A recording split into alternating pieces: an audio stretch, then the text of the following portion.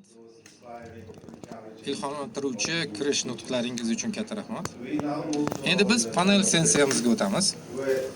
Unda yetakchi mutaxassislar oliy ta'limga oid malakalarni tanib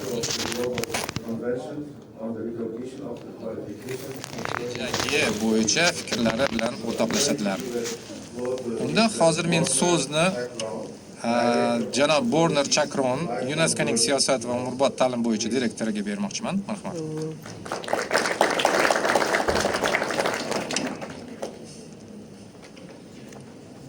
Assalomu alaykum.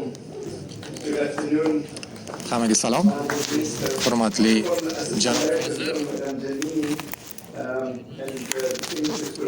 hurmatli hamkasblar, meni ma'ruzam tayyorlangan va xonim Janini aytib o'tgan ayrim elementlarni yana borib bu tasdiqladi. Ya'ni hozirgi paytda oliy ta'lim va uning kvalifikatsiya va kompetensiyalarini tan olish qanchalik muhimligini ko'rsatadi. Xonim Janini aytib o'tganlaridek, biz 284 million talaba darajasiga yetib bordik. Dunyo bo'yicha universitetlarda o'qiydigan talabalar. 20 yil oldin biz 100 milliondan boshlagandik va biz barcha dunyoning mamlakatlarida o'sishni ko'ryapmiz, mintaqalarda o'sishni ko'ryapmiz. Ya'ni hech qanday mintaqa yo'qki, aynan oliy ta'limdagi talabalarning soni o'smagan. Albatta, ayrim mintaqalarda holat boshqacha, ayrim mintaqalarda biz 80% ga yetdik, boshqalarda esa biz hali ham 9% da turibmiz. Va bu ko'rsatyaptiki, xalqaro hamjamiyatga hali ham ish ko'p. Ya'ni biz aynan ta'limga bo'lgan huquqni global darajada targ'ib qilishga hali ham bel bog'lashimiz kerak va uni bajarishimiz kerak.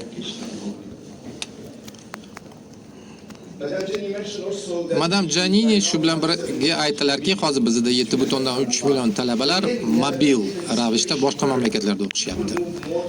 Ya'ni hozirgi paytda ko'p odamlar shimolga ko'chishyapti janubga qaraganda.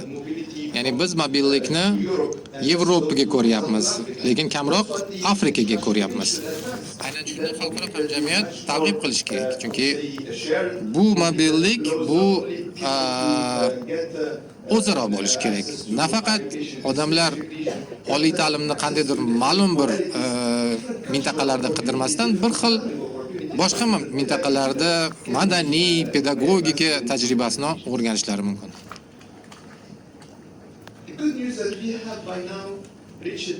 Hozirgi paytda biz 100 ta mamlakat darajasiga yetib bordik. Ular yoki global yoki mintaqaviy konvensiyalarni ratifikatsiya qilishdi. Ya'ni ular o'sha kvalifikatsiyalarni tan olish tamoyillarini tan olishdi. O'zlarida tatbiq qilishdi va bu yana o'sha ochiqlik, shaffoflik va adolat.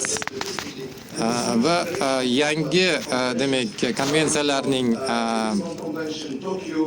guruhi Lisbon, Tokio, Buenos Aires, Addis va Arab konvensiyalari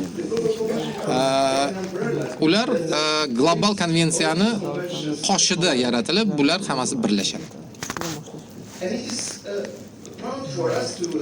Bizlar bundan g'ururlanamiz. Chunki bizlarda bosh konferensiya tomonidan aynan bu shartnoma 2023-yilda qabul qilindi va u universal prinsip barpo etdi. Aynan buni biz tushunishimiz kerak va buni targ'ib qilishimiz kerak. Va xonim Jani aytib o'tdilarki, konvensiya bu faqat normativ hujjat emas, faqat huquqiy emas. Bu bizning maqsadli harakatlarimiz, ya'ni bu solidarlik, bu birdamlik, umumiy o'zaro tamoyillarni tushunib, uni hurmat qilishimiz va kvalifikatsiyalarni tan olishimiz. Ya'ni normativ va qonuniy hujjat bo'lib qolmasdan, bu barchamizga umumiy maqsadlarni ko'rsatadigan aynan hujjatdir. Endi global konvensiya bizlarga nimaga imkoniyat yaratadi? Birinchidan, va biz buni bir necha bor aytib o'tdik, bu mobillik uchun muhim. Bu shu bilan birga mahalliy qonunlar va institutional avtonomiyani ham hurmat qiladi. Chunki universitetlar hammasi avtonom. U avtomatik tan olishni talab qilmaydi. Ya'ni biz albatta kvalifikatsiyani va ularni mahalliy kontekstini tushunishimiz kerak. Va bu adolatli tan olish nima bilan qochoqlar yoki boshqa mamlakatdan ko'chib kelgan migrantlar uchun juda foydali. Va albatta bu talabalarga afzal, ya'ni ularga xalqaro darajada universitetlarga o'qish imkoniyatini ochadi, mehnat bozoriga imkoniyatlari yarashadi va muhojirlarga ham. Bundan tashqari bu universitetlarni o'ziga ham sifat oshirishiga va boshqa universitetlar bilan ishonchli hamkorlikni yo'lga qo'yishga yordam beradi. Ya'ni biz o'sha talabalar profillarini xilma-xilligini ta'minlaydi va ularni internasional darajaga chiqaradi. Va shu sababli biz barcha mamlakatlar konvensiyani ratifikatsiya qilgani uchun ular o'zlaridan jo'natadigan va qabul qiladigan talabalarning sonini ko'chiradi. Bu yaxshiroq tijorat afzalliklarini ham beradi. Xalqaro hamkorlik va o'zlarining tengdoshlaridan o'rganish imkoniyatini ham yaratadi. Janob vazir, bu yerdan qo'rqmang slayddan, chunki bu yerda 38 mamlakatni ko'rganmiz, lekin siz demak a'zo mamlakatga aylanishingiz uchun 3 oyda talab qilinadi, lekin siz allaqachon bu xaritada borsiz.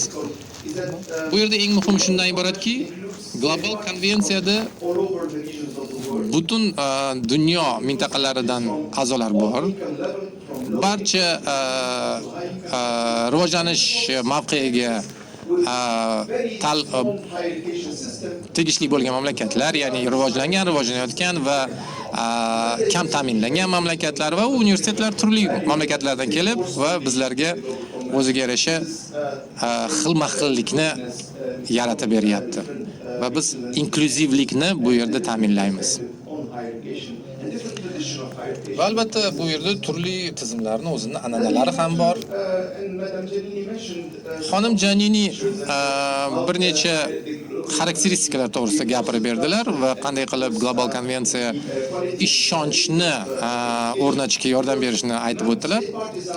Chunki barcha a'zo mamlakatlar o'zlarining kvalifikatsiya tizimlari to'g'risida ma'lumotlarni ulashishlari kerak. U inkluzivlik va butun hayot davomidagi bilim olishga olib keladi. Chunki biz shuni so'raymizki, qisman bo'lgan ta'limni yoki validatsiya jarayonlarini tan olishlarini talab qilamiz. Va albatta bu demak universitetlar o'rtasidagi tizimlarni, setlarni yaratishga olib keladi. Albatta, barcha biz mamlakatlarga, hamkasblarga ratifikatsiya qilishlariga ochiq taklif beramiz. Bizlarda demak byuro yaratilgan va ish guruhlari yaratilgan. Va bizlarda bir nechta resurslar bor. Mamlakatlar ulardan foydalanib ratifikatsiya ishlarini boshlashlari mumkin. Va siz albatta UNESCO'ni boshqa konvensiyalarni ham ratifikatsiya qilishingiz mumkin bu resurslardan foydalanib. Va bu sizga ratifikatsiya jarayonida yordam beradi. Bizning demak idoralarimiz, institutimizga murojaat qilishingiz mumkin va shtab-kvartiradagi guruhimiz ham yordam beradi. Rahmat.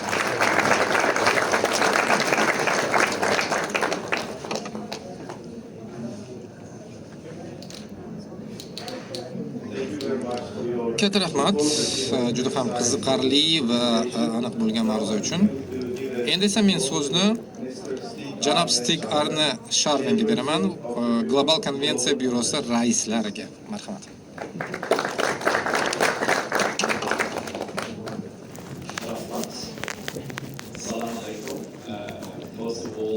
Avvalambor, hurmatli janob vazir, Excellencies, dear friends, Xonimlar va janoblar, do'stlarim, sizlar bilan bugun ushbu tadbirda qatnashish menga katta sharaf.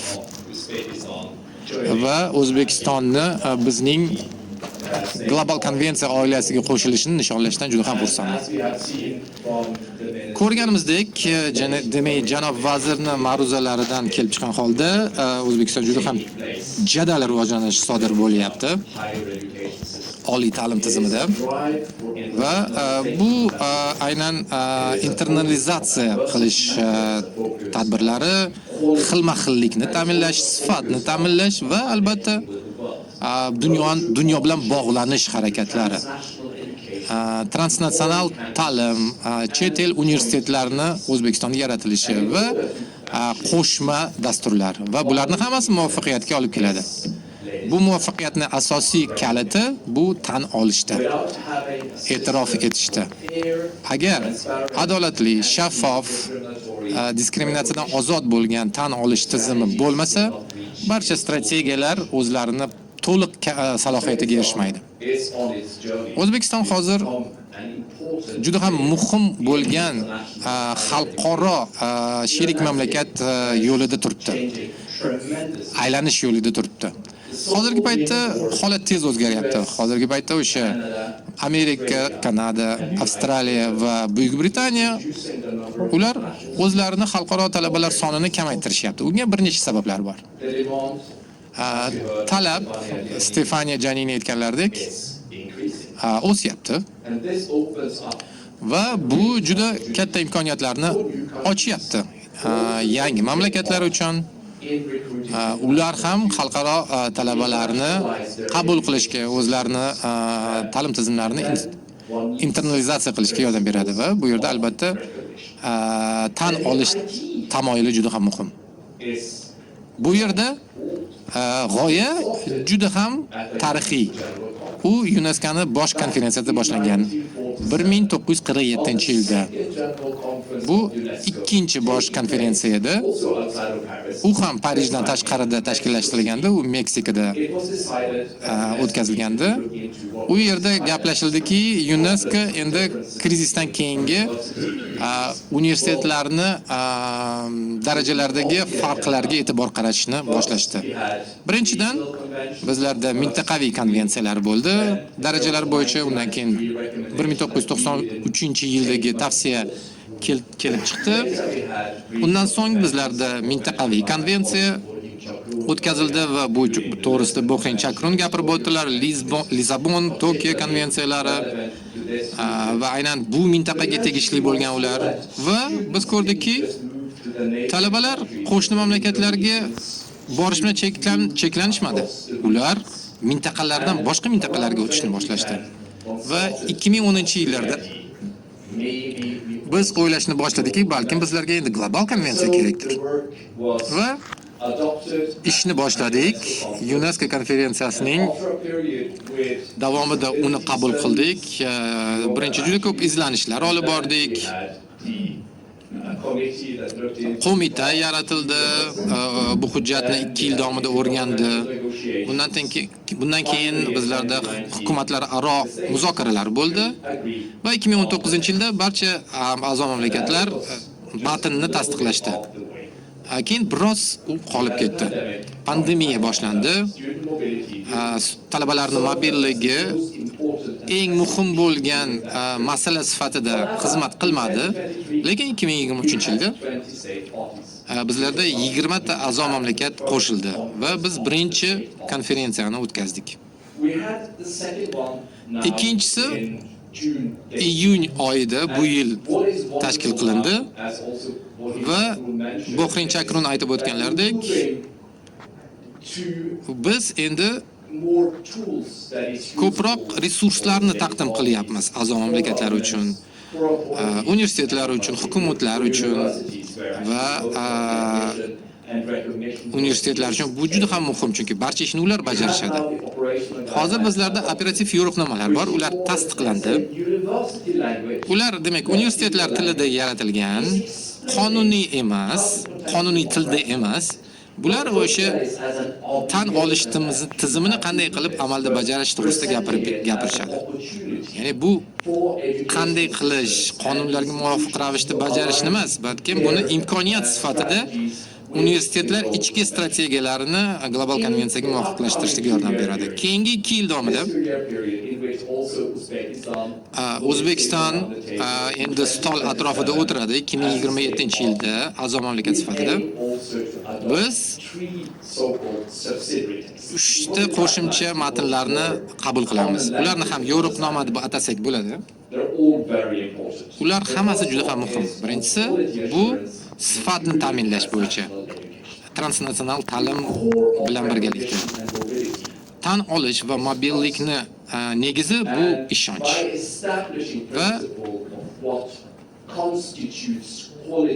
sifat va sifatni ta'minlaydigan tizimni yaratish orqali biz tan olish tizimini ishonarli qilamiz va transnatsional ta'lim ham juda tez rivojlanyapti va har yili yangi shakllari paydo bo'lyapti.